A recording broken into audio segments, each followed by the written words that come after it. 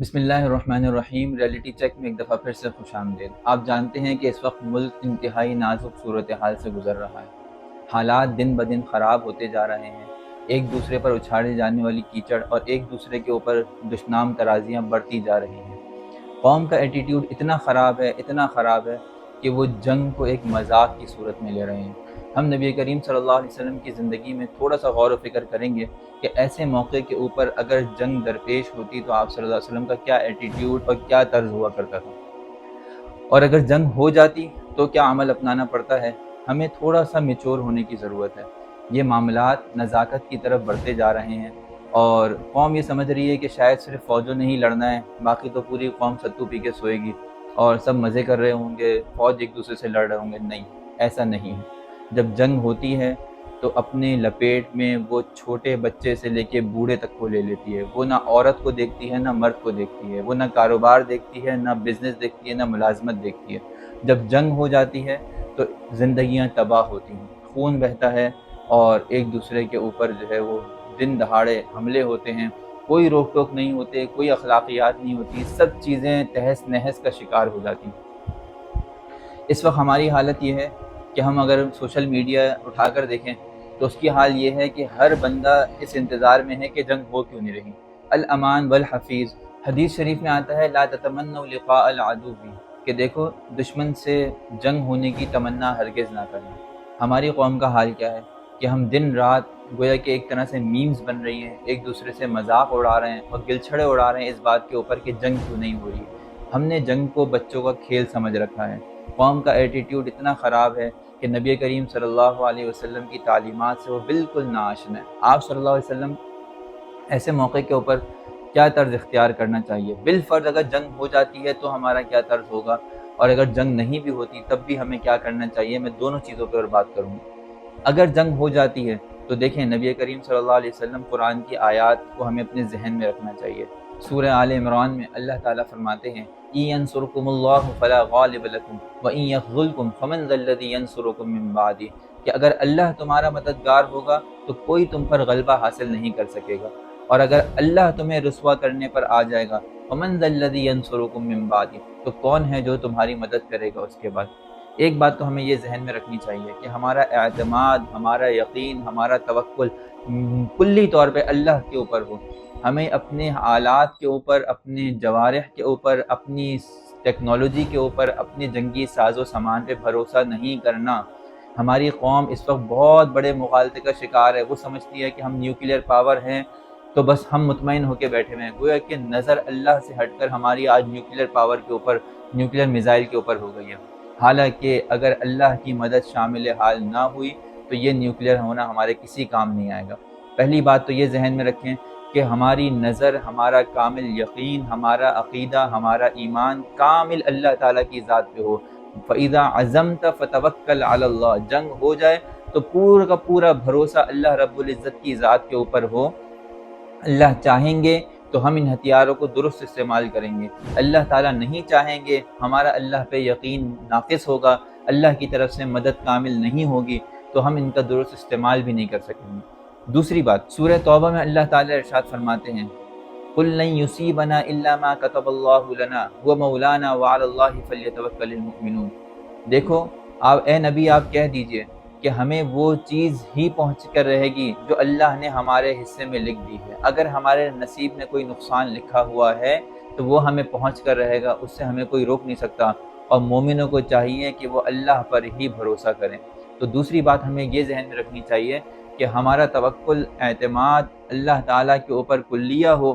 اگر تکلیف پہنچ رہی ہے تو بھی اس کی جانب سے ہے، اور اگر ہم فتح اور نصرت کے قریب ہوتے ہیں تو بھی اس کی جانب سے ہے۔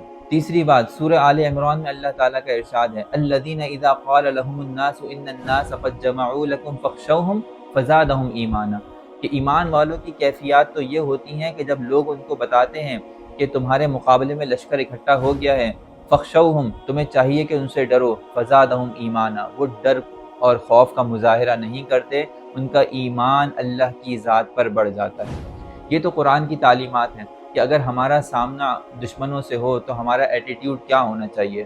ایک تو یہ بات کہ جنگ کو پسند نہیں کرنا چاہیے، جنگ کو اپنی مرضی سے اختیار نہیں کرنا چاہیے۔ جنگ ہمارا لاسٹ آپشن ہونا چاہیے، پہلا آپشن نہیں ہونا چاہیے۔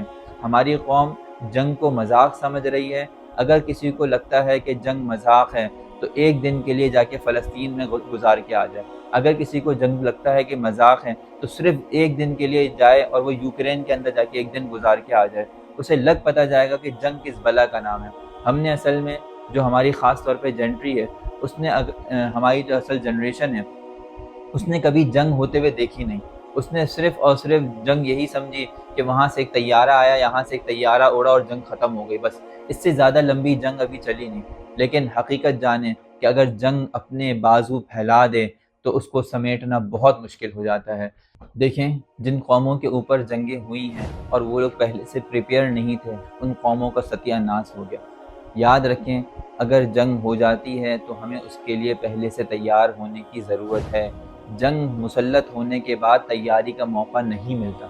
اگر آپ سمجھتے ہیں کہ اللہ نہ کرے کل ہماری جنگ ہو سکتی ہے تو آپ کو ابھی سے تیاری کرنی پڑے گی۔ کچھ کام ہیں جو حدیث نبوی کی روح سے آپ کو کرنے چاہیے۔ نمبر 1، اللہ کے اوپر کامل یقین اور بھروسہ رکھیں کہ اللہ تعالیٰ کی ذات کے علاوہ کوئی مدد کرنے والا نہیں، اور ہم اگر جنگ لڑتے ہیں تو اسی کی ایمان، اسی کے اوپر یقین اور اس کے اوپر توکل رکھتے ہوئے لڑتے ہیں۔ الحمدللہ پاکستان کو اللہ تعالیٰ نے بہترین اور عمدہ فوج سے جو جہاد فی سبیل اللہ کے جذبے سے سرشار ہے۔ آپ جانتے ہیں کہ پاکستانی فوج کا موٹو ہی ایمان، تقوی اور جہاد فی سبیل اللہ ہے۔ تو قوم کے اندر اللہ کا شکر ہے کہ ہماری فرنٹ لائن کے اوپر ہمارے سولجرز موجود ہیں، لیکن ہمیں اگر بیک ہینڈ پہ رہنا ہے تو اس طرح رہنا ہے کہ ہمیں اپنے سولجرز کی مدد کرنی ہے۔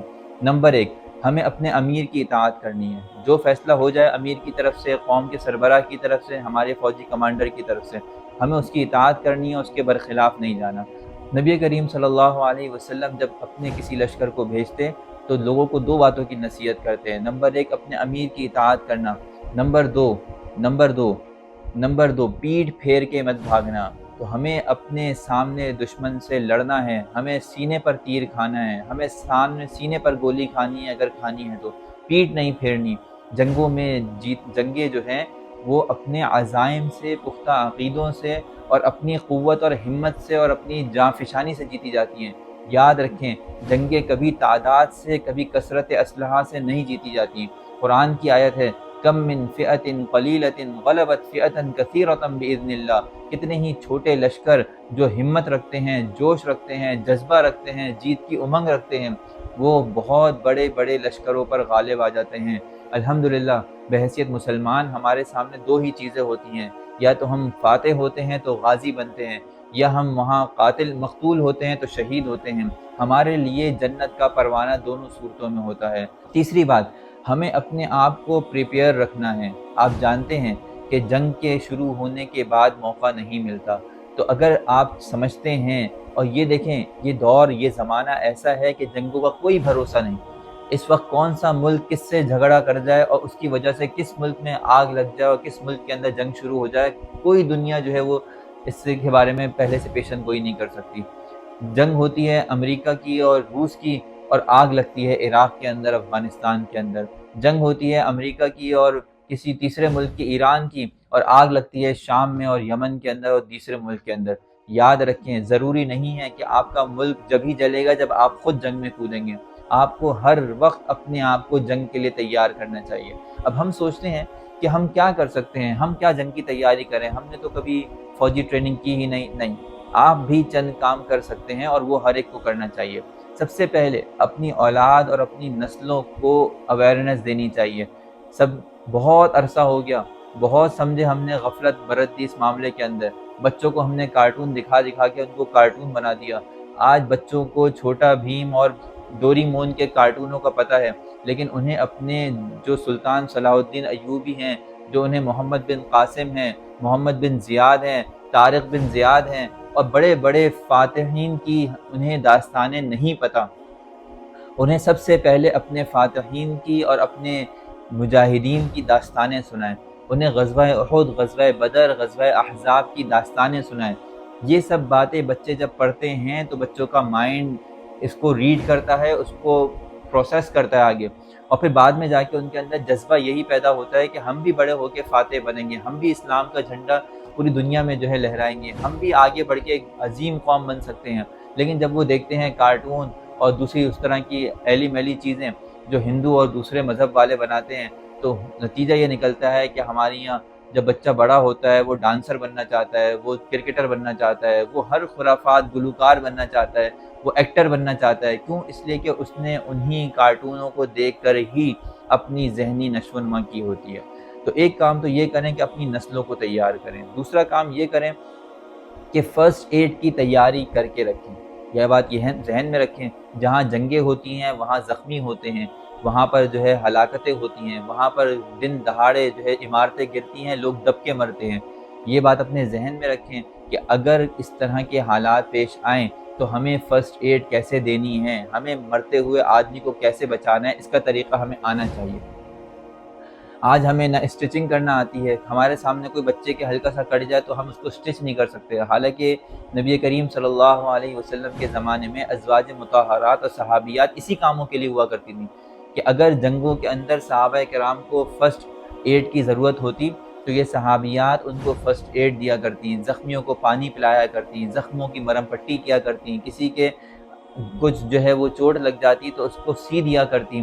تو یہ سب چیزیں ایک ہمارے عام آدمی کو آنی چاہیے، ضروری نہیں ہے کہ یہ جنگ ہوگی تبھی ہم سیکھیں گے۔ دیکھیں جنگ ہونے کے بعد جو ہے اس کا موقع نہیں ہوتا کہ آپ اس کو سیکھ سکیں۔ تیسری چیز، یومیہ ورزش کا اہتمام کریں، اپنے آپ کو فٹ رکھیں۔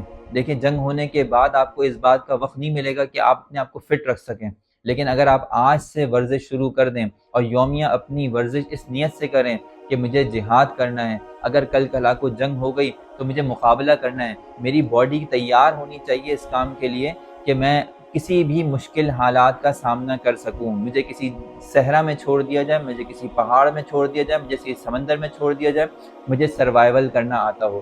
ہمارے یہاں تو اس کی کوئی توجہ ہی نہیں کہ آپ سروائیول کیسے کر سکیں گے۔ ہمارے یہاں ذرا سے حالات کا خراب ہوتے ہیں، کسی کے گھر میں چوٹ بھی لگتی ہے تو گھر والے ایسے ہائے ہائے کر کے سینہ پیٹنا شروع کر دیتے ہیں کہ انہیں پتہ ہی نہیں ہے کہ اس چوٹ لگنے میں کرنا کیا ہے، اس چوٹ لگنے میں انہیں سنبھلنا کیسے ہے، اگر یہ چوٹ گہری لگ گئی ہے تو اس کو ڈیل کیسے کرنا ہے۔ تو ہمیں ہمارے سروائیول کے بارے میں کچھ پتہ نہیں ہے، ہمیں چاہیے کہ ہم سروائیول سیکھیں، ہمیں چوٹ لگے تو ہم چوٹ کو کیسے کنٹرول کریں۔ یہ اسی وقت ہوگا جب ہم جسمانی طور پہ فٹ ہوں گے۔ آپ دیکھیں یہ گورے ہیں، یہودی ہیں، عیسائی ہیں اور دوسری مذہب کے لوگ ہیں، یہ اپنے آپ کو ٹرین رکھتے ہیں ہمیشہ فرسٹ ایڈ کے لیے۔ کبھی بھی زلزلہ آ جائے، طوفان آ جائے، لینڈ سلائڈنگ ہو جائے، ان کو پتہ ہوتا ہے کہ کس مریض کو کس طرح ہینڈ اوور کرنا ہے اور کس طرح اس کو لینا ہے، کس طرح اس کا خون بہتا ہوا روکنا ہے، کس طرح اس کی سانسیں برقرار رکھنی ہے۔ کتنی ہی جانیں عوام الناس خود بچا لیتے ہیں گورنمنٹ کی مدد آنے سے پہلے۔ لیکن ہمارا المیہ یہ ہے کہ ہم اتنے مطمئن اور اتنے ہم فضول خرچ ہیں کہ ہمیں خود ذرا سی چیز کے لیے ہاتھ ہلانا گوارا نہیں ہے۔ ہم ہمیشہ انتظار کرتے ہیں اس بات کا کہ کوئی مدد آئے تو وہ مدد کریں، ورنہ ہم تو ہاتھ نہیں ہلائیں گے۔ کسی کا سانس رک رہا ہے، ذرا سا اس کے حلق میں کچھ پھنس گیا، ہم انتظار کریں گے کہ ڈاکٹر آئے اور اس کو CRP دے، لیکن CPR دے، لیکن ہمیں خود CPR دینا نہیں آتا کہ ہم کس طرح اس کا سانس بحال کر سکتے ہیں، اور وہ آدمی موت کی نیند چلا جاتا ہے۔ ہمیں سوئمنگ کرنی نہیں آتی کہ ہم ڈوبتے ہوئے کو بچا لیں۔ تو کتنی ہمارے اندر کمزوریاں ہیں کہ اگر مشکل حالات آ جائیں تو ہم اس کے اندر سروائیو کیسے کریں گے، ہمیں سروائیول نہیں آتا۔ آج سے اس بات کا تہیہ کر لیں کہ ہمیں سروائیول سیکھنا ہے، ہمیں فرسٹ ایڈ باکس دینا سیکھنا ہے۔ کوئی بھی آدمی مشکل حالات میں ہو، اس کو اس کنڈیشن سے کیسے باہر نکالنا ہے، اس کا طریقہ ہمیں آنا چاہیے۔ آخری بات کہ افواہوں پہ کان نہ دھریں۔ آج کل چونکہ جنگ کا ماحول گرم ہے، جنگ کا بازار گرم ہے، تو ہر طرف سے کہیں نہ کہیں افواہ آتی ہے کہ فلانی جگہ حملہ ہو گیا، فلانی جگہ فلانے کے فوجیوں کو مار دیا، فلانی جگہ فیک نیوز آتی ہے کہ وہاں سے طیارے داخل ہو گئے اور یہ ہو گیا اور وہ ہو گیا۔ دیکھیں اس سے انسٹیبلٹی بڑھتی ہے، قوم جو ہے انتشار کا شکار ہوتی ہے۔ تو غلط افواہوں کو نہ سنیں نہ اس کو آگے پھیلائیں۔ اس موبائل کی وجہ سے ہم بہت سی فیک نیوز آگے پھیلا دیتے ہیں، ہمیں احساس نہیں ہوتا۔ تو خود بھی کوشش کریں کہ اس طرح کی کسی نیوز کو فوراً آگے نہ پھیلائیں، اور جب تک ایک نیوز کی تحقیق نہ ہو جائے تب تک آگے نہ پھیلائیں۔ بہت سی جنگیں لوگ ان غلط افواہوں کی وجہ سے ہارے ہیں۔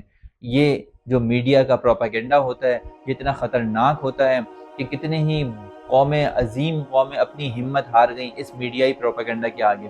تو اس کو ہلکا نہ سمجھیں، ہمیشہ اس کے اندر اپنے آپ کو حاضر دماغ رکھیں اور صرف مستند خبر کو آگے نقل کریں، اس کے علاوہ کوئی خبر آگے نقل نہ کریں۔ یہ چند کام ہیں، یہ ہمیں کرنے کے ہیں۔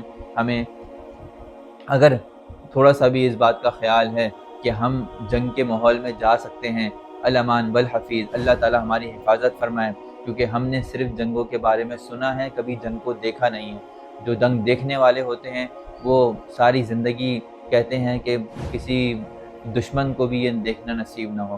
اور دوسری بات یہ کہ ہمیں اس کے لیے پریپیئر رہنا ہے، ہمیں نڈھال ہو کے، نکھٹو ہو کے، کاہل ہو کے اپنی جگہ پہ نہیں پڑے رہنا۔ ہمیں آج ہی سے کوشش کرنی ہے کہ ہم اپنے آپ کو جسمانی طور پہ فٹ کریں، ہم اپنے آپ کو مینٹلی طور پہ ہیلدی رکھیں، اور ہم جو ہیں ایسے اقدامات کریں اپنی نسلوں کے اندر کہ جو آگے جا کے ایک بہادر اور ایک مضبوط قوم بننے کا راستہ بننے کا سبب بنے، نہ کہ ایک بزدل اور کمزور قوم ہونے کا۔